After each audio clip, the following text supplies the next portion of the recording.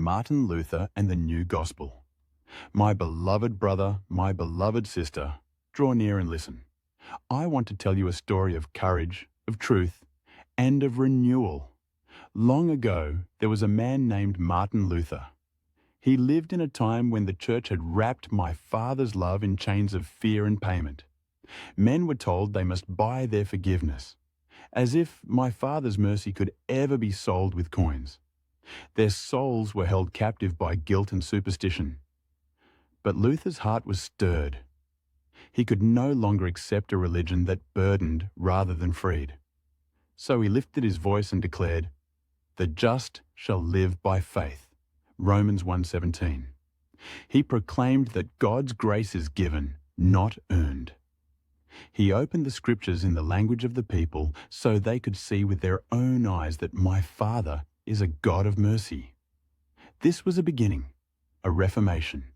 It broke down walls that had stood for centuries. It gave many a taste of freedom.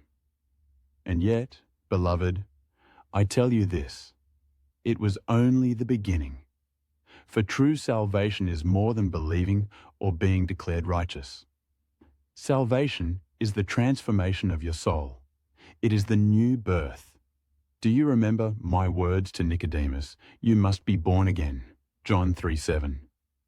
This new birth comes when my Father's divine love flows into you, changing the very substance of your being until you shine with his own nature.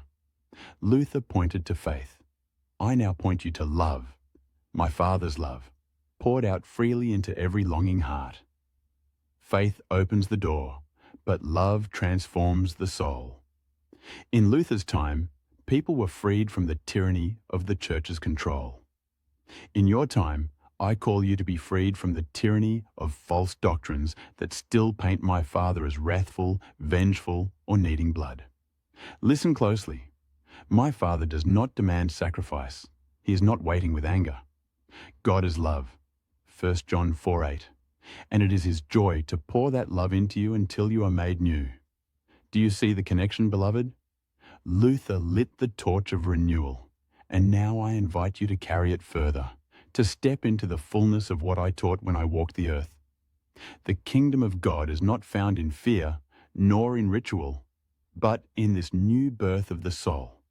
So come to me, not with fear, but with longing. Open your heart to my Father in humble prayer and say, "Father, give me your love." And you will find that the reformation of the past was only the doorway to the greater transformation that awaits you now. I am with you always, your brother, your friend, your guide into the everlasting embrace of divine love.